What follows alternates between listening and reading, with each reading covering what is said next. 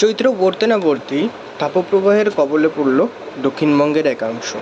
আলিপুর আবহাওয়া দপ্তরের পূর্বাভাস, গত শনিবার এবং আজ রবিবার এবং আগামীকাল সোমবার দক্ষিণবঙ্গের একাংশে তাপপ্রবাহ হতে পারে।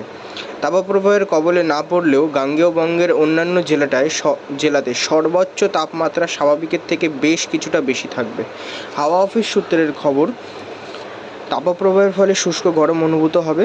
প্রবল ঘামজনিত অসুস্থতা বাঁচতে কিছু পরামর্শ দিচ্ছেন আবহাওয়াবিদরা।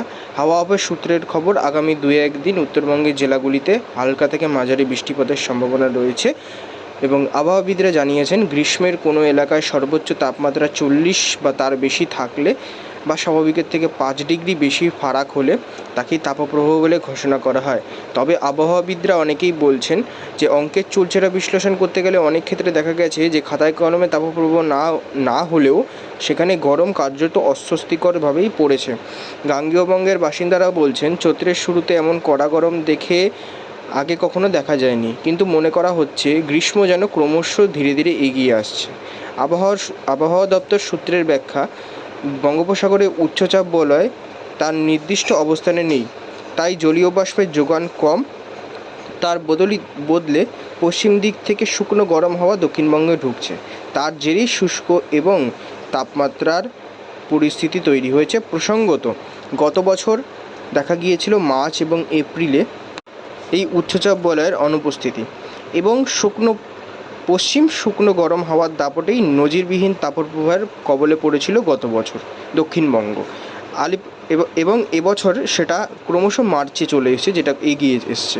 আলিপুর আবহাওয়া দপ্তর সূত্রের খবর, শনিবার কলকাতার সর্বোচ্চ তাপমান ছিল 33.7 ডিগ্রি সেলসিয়াস, যেটা আজকের তাপমাত্রা হয়ে দাঁড়াবে প্রায় 35.7 ডিগ্রি সেলসিয়াস, অর্থাৎ 2 ডিগ্রি বেশি।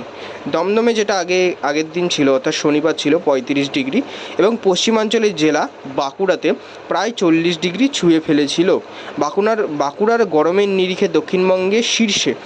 চুলচেরা বিশ্লেষণের বিচার যদি করতে যাই আমরা, তার পেছনে রয়েছে পুরুলিয়া, বীরভূম, পশ্চিম বর্ধমানের কিছু এলাকায় তাপমাত্রা ছিল প্রায় 29 ডিগ্রির কাছাকাছি।